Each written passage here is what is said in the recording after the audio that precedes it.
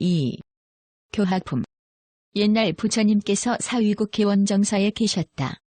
부처님께서 여러 비구들에게 말씀하셨다. 마땅히 부지런히 돌을 닦아 번뇌의 일종인 음계를 제거해버려야 한다.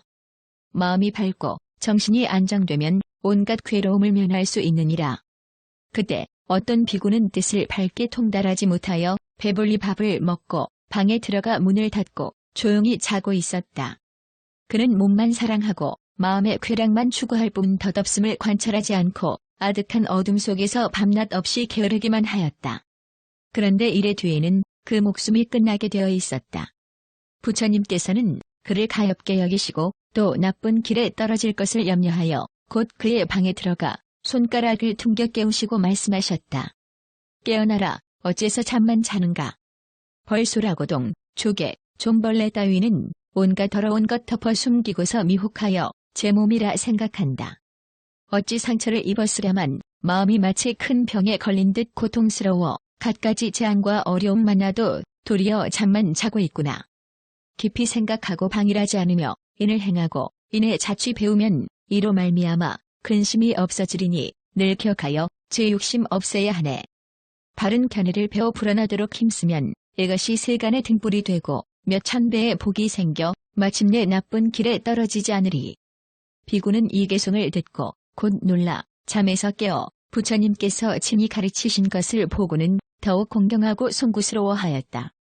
그는 곧 일어나 머리를 조아려 부처님께 예배하였다. 부처님께서 그 비구에게 말씀하셨다. 너는 자신의 전생일을 아느냐? 비구가 대답하였다. 음계에 덮여 스스로 알지 못합니다. 부처님께서 비구에게 말씀하셨다. 옛날 유입 올 때에 너는 일찍이 출가했었으나 내 몸에 이 양만 탐하고 경전이나 계율을 생각하지 않았으며 배불리 먹고는 물러가 잠만 자고 목숨의 덧없음을 생각하지 않았다. 그러다가 목숨을 마치고는 영혼은 벌로 태어나 5만 년을 지냈고 거기서 목숨이 다하여서는 다시 소라와 조개와 나무 속에 좀벌레가 되어 각각 5만 년을 지냈었다.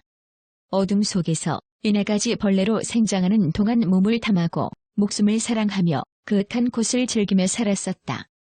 그리하여 어둠으로 집을 삼아 광명을 좋아하지 않고 한 번 잠이 들면 100년이 지나서야 비로소 깨어난다. 죄의 그물 속에 쌓여 있으면서 벗어나는 방법을 구하지 않다가 이제야 비로소 그 죄가 다하여 사문이 되었거늘 어찌 잠에 빠져 만족할 줄을 모르느냐? 그때 그 비구는 또 전생의 일까지 듣고는 부끄럽고 두려워 자책하자 곧 5가지 음계가 없어져 아라한이 되었다. 옛날 부처님께서 사위국 기수급 고도곤에 계시면서 여러 천인과 내무리를 위해 설법하셨다. 그때 어떤 젊은 비구가 있었는데 그는 사람됨이 미련하고 어리석으며 질박하고 고지식한 데다가 성질마저 거칠어 도를 알지 못하였다. 그러면서 생각은 왕성하여 항상 탐욕을 생각하였고 또한 양기가 왕성하여 스스로 억제하지 못하였다. 그는 그 때문에 늘 번민하면서 세간을 벗어나지 못하고 가만히 앉아 스스로 생각하였다. 이 뿌리를 끊어버린 후에야 청정하게 되어 수다원인 도적을 증득할 수 있으리라. 그는 곧 시주의 집으로 가서 도끼를 빌려왔다. 방에 들어가 문을 닫고 옷을 벗은 다음 나무 판자 위에 앉아 그의 음경을 끊으려 하면서 바르게 앉아 생각하였다. 이 음경이 나를 괴롭히면서 무수한 겁 동안 생사를 헤매이게 했으니 3갈래 길과 6가지 세계는 모두 이 세욕 때문이다. 이것을 자르지 않으면 도를 얻을 인연이 없을 것이다. 부처님께서 그의 마음을 아셨다. 어리석음이 어쩌면 저러할고 도는 마음을 억제하는 데서 얻어지는 것이므로 마음이 바로 그 근본인 것이다. 그런데 장차 죽을 것을 알지 못하고 제 자신을 해치면 죄에 떨어져 오랫동안 고통받을 것이다. 그리고는 세존께서 곧 그의 방으로 들어가 비구에게 물으셨다. 너는 무엇을 하려고 그러느냐? 그는 곧 도끼를 놓고 옷을 걸친 뒤 부처님께 예배하고 사정을 아뢰었다. 도를 배운 지는 오래되었으나 아직 법의 문을 알지 못합니다. 매번 앉아서 선정에 들 때에는 곧 도를 얻을 것 같았으나 그만 음욕에 덮여 양기가 왕성하게 일어나므로 마음이 미혹해지고 눈이 어두워져 천지를 깨닫지 못하게 됩니다. 그리하여 제 자신을 꾸짖으면서 생각해보니 이것은 모두 세교육 때문임을 알았습니다. 도끼를 빌려다가 그것을 잘라 제거하려고 합니다. 부처님께서 비구에게 말씀하셨다. 너는 어찌 그리도 어리석어 도의 이치를 알지 못하느냐? 도를 구하려면 먼저 그 어리석음부터 끊고 그 다음에 마음을 제어하여라. 마음은 선악의 근원이니 그 근원을 끊으려면 먼저 그 마음을 제어하여야 한다. 마음이 안정되고 그 생각이 풀린 뒤에라야 도를 얻게 될 것이다. 이에 부처님께서는 곧 개송을 말씀하셨다. 배울 땐 먼저 그 근본을 끊고 임금은 다만 두시나만 거느리고 여러 시종들을 없애버리면 그가 훌륭한 도인이니라. 부처님께서 비구에게 말씀하셨다.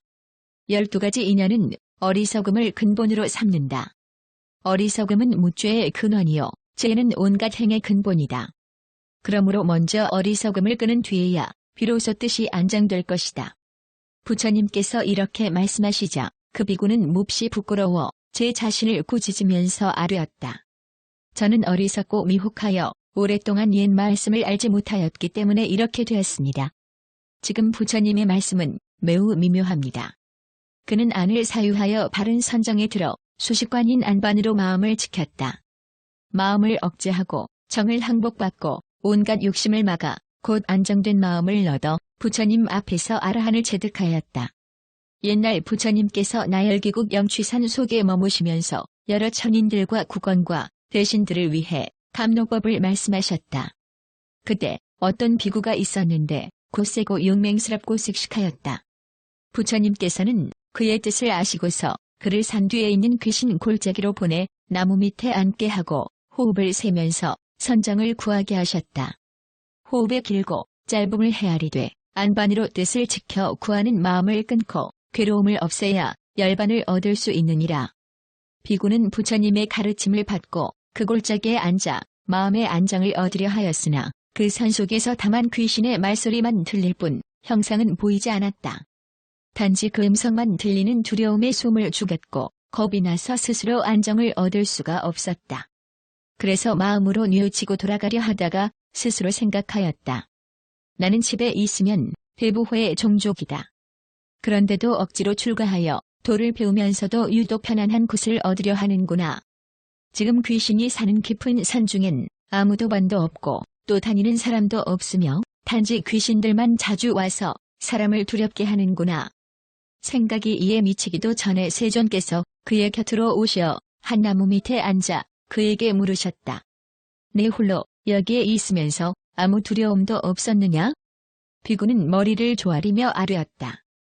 아직까지 이 산에 들어온 적이 없었다가 처음으로 여기에 있게 되니 실로 두렵습니다. 조금 있다가 어떤 야생 코끼리 왕이 곁에 와서 한 나무를 의지하고 누워 마음으로 기뻐하면서 여러 코끼리들을 멀리 떠나 있으니 얼마나 유쾌한가라고 하였다. 부처님께서 코끼리의 마음을 아시고서 그 비구에게 말씀하셨다. 너는 이 코끼리가 어디서 왔는지 아느냐? 비구가 대답하였다. 알 수 없습니다. 부처님께서 비구에게 말씀하셨다. 이 코끼리는 크고 작은 권속이 500여 마리나 되는데 작은 코끼리들을 귀찮게 여겨 그들을 버리고 여기로 왔다. 그리고 나무를 의지하고 누워 스스로 생각하되 은혜의 감옥을 떠났으니 얼마나 유쾌한가? 라고 하였느니라. 이 코끼리는 짐승인데도 오히려 한적한 것을 좋아하거늘 하물며 너는 집을 떠나 세속을 벗어나려 하면서 혼자 있다고 하여 친구를 구하려 하는가? 어리석고 어두운 친구는 손해만 많을 뿐이다. 혼자 있으면 적이 없고 또 이를 꾀하여 의논할 일도 없으니 차라리 혼자서 돌을 닦을지언정 어리석은 친구와는 짝하지 말아야 하느니라. 이에 세존께서는 곧 개송을 말씀하셨다. 배울 때 친구가 없다 해도 착한 벗 얻지 못하거든 차라리 홀로 산을 닦을지언정 어리석은 이와는 짝하지 말라. 계율을 즐겨하고 행을 배울 때 무슨 친구가 필요하리요. 혼자라도 착하여 근심 없으면 저 빈들판의 코끼리 같으리라. 부처님께서 이렇게 말씀하시자 그 비구는 그 의미를 이해하고서 마음속으로 거룩한 가르침을 생각하고 곧 아라한을 증득하였다. 그리고 그 골짜기의 귀신들도 모두 그 설법을 듣고 이해하여 부처님의 제자가 되었으며 그들은 경계하는 가르침을 받들어 다시는 사람들을 침범하지 않았다. 부처님께서는 비구와 함께 정사로 돌아오셨다.